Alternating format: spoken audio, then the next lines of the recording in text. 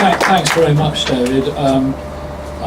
It is the 20th anniversary of CASH. It doesn't seem very long ago. It's 1996, and we set it up because there was a government report which I was on, or an expert report about diet and cardiovascular disease, which actually preceded the global burden of disease, and saying that diet was a very important cause. And we now know that diet is the biggest cause. The food we eat is by far the biggest cause of death and disability in the world, and in the UK it's the biggest cause of death and disability.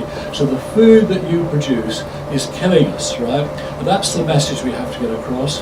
You have no interest in killing us because dead consumers don't eat food, and if we improve that food, we can then have people living much longer and save the NHS a lot of money. But coming back to that, in 1996, the Conservative government rejected the recommendations of Saul because the food industry threatened to withdraw funding from the Conservative Party, and that was all documented in the BMJ. So we set up this action group then to fight this decision. We were lucky that the Labour government came in shortly afterwards, and we managed to get them to persuade them to change their minds about Saul. We had a huge amount of publicity because we became experts on how to use the media. And we were very fortunate that Tessa Jowell agreed to take nutrition away from the Department of Health and put it in the new Food Standards Agency. And of course it was great to have John Krebs, now Lord Krebs, to really police this and force it through, and it was good to have such a powerful chair. So without that combination, we wouldn't have been so successful in the UK in reducing salt.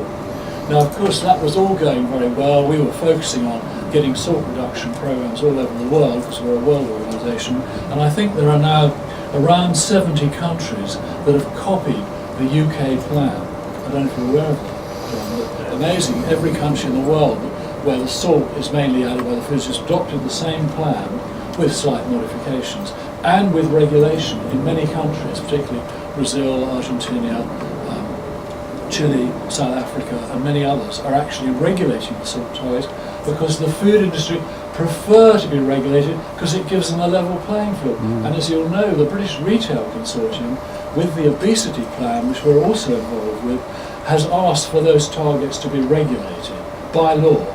And I think that's something this government needs to take part in. But as you know, we then had Andrew Langsley came in as Secretary of State for Health, who did some reorganisation of the health service, which hasn't really resulted in much improvement of the health service. Indeed, many people have negative views about it. I won't go into that. But he also set up this mad responsibility deal, where he took responsibility away from the FSA, made the food industry responsible for policing themselves. And I told him at the time that it was like putting the tobacco industry in charge of reducing cigarette consumption. And one of my colleagues said it's like putting Dracula in charge of the blood bank. I wouldn't go quite so far, but that was Simon Cable. And it has been. I mean, we said it was not going to work, and it hasn't worked. And you'll see the recent survey where salt levels, very disappointingly, have actually gone up. Now we will have in a month's time the measurements of 24-hour urinary sodium, and that will tell us exactly what's happened and will allow us to calculate the number of deaths that would have been prevented if the FSA had gone on running the salt reduction and against Andrew Langsley's plan. So he will be directly responsible, and Jeremy Hunt, the Secretary of State for Health now, for allowing those people to die quite unnecessarily under the responsibility deal. Now the responsibility deal has now finished with the new government. It's not functioning and there is no replacement. So nothing is happening about nutrition in this country. But given it's the biggest cause of death in this country, it's bonkers, isn't it? It's completely mad. And I wish, you'd get this into Parliament and get people shouting about it, because it is scandalous, because thousands of people are dying quite unnecessarily because nothing's been done. And I think there is a glimmer of light in that we're also involved with our Action on Sugar group, that Cameron is coming out with a plan which, as he said, has now been delayed 6 times. But in that, he's got to do something not only about sugar and fat, but also about salt. So hopefully he will do something slightly more constructive than Andrew Langsley. But we'll pray for that, because it is very frustrating for us. But on another light, the really good thing for us is internationally, we, in conjunction with colleagues all over the world, we have 600 supporters, and the WHO, and lots of other organisations.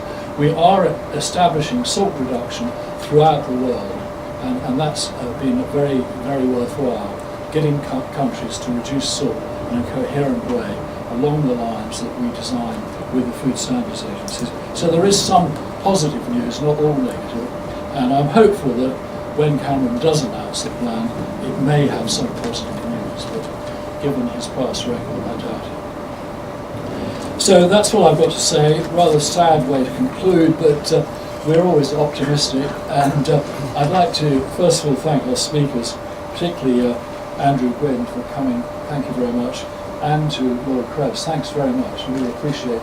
And also appreciate all the support you gave to the salt reduction programme when you were chair of the FSA, because without you I don't think it would have been nearly so successful. And then of course to David for chairing this meeting in your usual brilliant way. The way you summarised our press report is amazing. I mean, I wish I could have that ability to speak so coherently. And then I do just need to thank the exhibitors, Kudos Blend, Low Salt, McCain, Subway, the Cooperative Waitress, thanks very much for coming along. And also our sponsors, Aldi, Mars, Sodexo and Kilian. And then a very large number of all the health charities, so I won't go through, I think there are 20 of them, who all supported. Do you want me to go through all of them? I don't think so. Just a special mention to the Stroke Association and Blood Pressure UK who are here with us. Well, Blood Pressure UK is one of our organisations. Well, you can still thank them. And also to Libertine, who designed our infographics. Is there anyone from Libertine here? Yeah, Will should be here. Yeah, just I gather you did them free of charge, or more or less, but they're really grateful to you. They're always looking for pro bono. Anyone else want to do something free of charge? Because you try and raise money for what we do, it's incredibly difficult. But anyway, thanks for all of you to come along, and let's hope that this year is a year of positive news from David Cameron. Thank you very much. Well, I just want to say that's the end of the party political broadcast on behalf of the Conservative Party.